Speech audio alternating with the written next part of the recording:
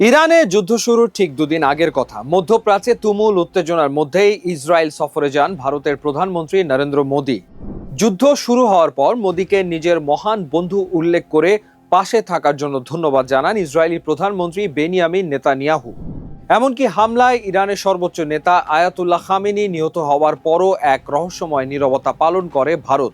শুধু তাই নয়, ভারতের আমন্ত্রণে নৌ মহড়ায় অংশ নিয়ে একটি ইরানি জাহাজ যখন দেশে ফিরছিল, মাঝ পথেই তার উপর হামলা চালায় আমেরিকা।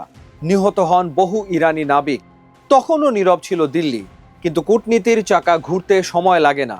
আজ সেই আমেরিকার মিসাইলের নির্মম শিকার হতে হচ্ছে খোদ ভারতের সাধারণ নাবিকদের। উপসাগরীয় অঞ্চলের উত্তাল জলরাশিতে একের পর এক এমন ঘটনা ঘটছে যা আন্তর্জাতিক রাজনীতি আর সামুদ্রিক নিরাপত্তার পুরো সমীকরণকেই ওলটপালট করে দিয়েছে। ওমান উপসাগর এবং হরমুজ প্রণালীতে মাত্র 4 দিনের ব্যবধানে 3টি তেলবাহী জাহাজে মার্কিন সামরিক বাহিনীর এই বর্বর হামলা এখন কাঁপিয়ে দিচ্ছে পুরো বিশ্বকে। কিন্তু কেন এই তাণ্ডব? কি ঘটছে মাঝ সমুদ্রে? পুরো বিষয়টি বুঝতে আমাদের তাকাতে হবে মধ্যপ্রাচ্যের সমুদ্র সীমার দিকে।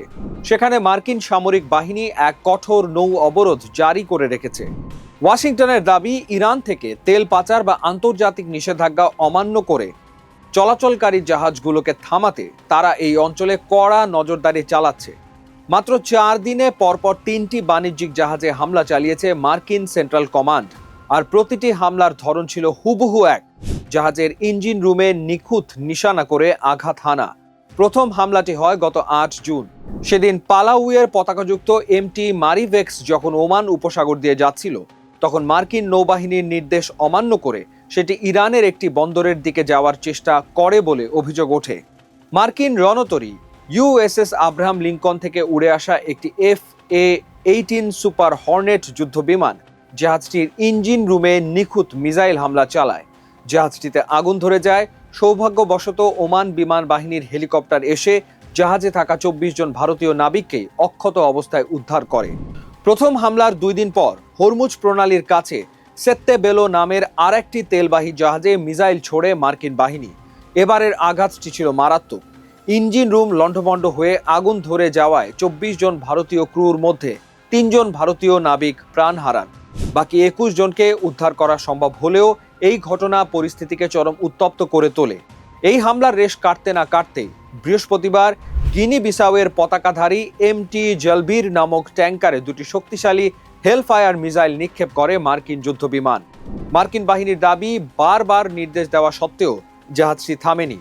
এই হামলায় জাহাজের ইঞ্জিন রুম ধ্বংস হয়ে যায় এবং 20 জন ভারতীয় নাবিকই আহত হন, যাদের পরবর্তীতে উদ্ধার করা হয়। দর্শক, মার্কিন সামরিক বাহিনী এই অভিযানে তাদের অন্যতম প্রধান ও নির্ভরযোগ্য অস্ত্র AGM-114 হেলফায়ার মিসাইল ব্যবহার করেছে। 1984 সালে প্রথম মার্কিন সেনাবাহিনীতে অন্তর্ভুক্ত হওয়া এই মিসাইলটির কিছু বিশেষ বৈশিষ্ট্য রয়েছে। মিসাইলটি লম্বায় মাত্র 64 ইঞ্চি হলেও এর গতি শব্দের চেয়েও বেশি, ঘন্টায় প্রায় 995 মাইল। এর ওজন 45 থেকে 49 কেজির মতো, যার মধ্যে 9 কেজি থাকে মূল বিস্ফোরক। এর কার্যকারিতা এতটাই মারাত্মক যে সর্বোচ্চ পাল্লা থেকে ছুড়লেও এটি মূল লক্ষ্যবস্তুর মাত্র 3 ফুটের মধ্যে আঘাত হানতে পারে। এই মিসাইলটি এমনভাবে তৈরি যা ভারী সাজোয়া যান বা ট্যাঙ্কের বর্ম ভেদ করতে পারে। মার্কিন বাহিনী জাহাজগুলোকে ডুবিয়ে না দিয়ে কেবল অচল বা স্তব্ধ করে দেওয়ার কৌশল হিসেবে হেল ফায়ার দিয়ে সরাসরি ইঞ্জিন রুমে আঘাত করে। এর ফলে জাহাজের প্রপালশন পুরোপুরি বন্ধ হয়ে যায়। Apache helicopter, MQ-9 reaper drone কিংবা যুদ্ধ জাহাজ থেকে এটি অনায়াসে ছোড়া যায়। নিজেদের দেশের নাগরিকদের ওপর পরপর এমন হামলায় ভারতের পররাষ্ট্র মন্ত্রণালয় অত্যন্ত কঠোর অবস্থান নিয়েছে। মাত্র কয়েকদিনের ব্যবধানে 3 জন ভারতীয় নাগরিকের মৃত্যু এবং বহু নাবিক আহত হওয়ার ঘটনাকে ভারত গভীর উদ্বেগজনক বলে আখ্যায়িত করেছে। ভারতের পররাষ্ট্র মন্ত্রণালয়ের মুখপাত্র রণধীর জয়সওয়াল স্পষ্ট জানিয়েছেন যে বিশ্বজুড়ে ছড়িয়ে থাকা ভারতীয় নাবিকদের নিরাপত্তা ও কল্যাণের বিষয়টি দিল্লির কাছে সবচেয়ে অগ্রাধিকার পায়। এই ঘটনার তীব্র প্রতিবাদ জানাতে ভারতে নিযুক্ত মার্কিন দূতাবাসের উপপ্রধানকে তলব করে নয়াদিল্লি। ভারতের অতিরিক্ত পররাষ্ট্র সচিব নাগরাজ নাইডু মার্কিন প্রতিনিধির কাছে এই বর্বরোচিত হামলার বিরুদ্ধে জোরালো প্রতিবাদ লিপি হস্তান্তর করেন এবং এই ধরনের হামলা অবিলম্বে বন্ধ করার দাবি জানান। দর্শক, যে আমেরিকার জন্য ভারত মধ্যপ্রাচ্যের বহু ইস্যুতে নীরব ভূমিকা পালন করেছিল, আজ সেই আমেরিকার মিসাইলের লক্ষ্যবস্তু হতে হলো ভারতীয় নাগরিকদের। ভূ রাজনীতির এই নির্মম খেলায় শেষ পর্যন্ত জয় কার হবে তা সময় বলবে।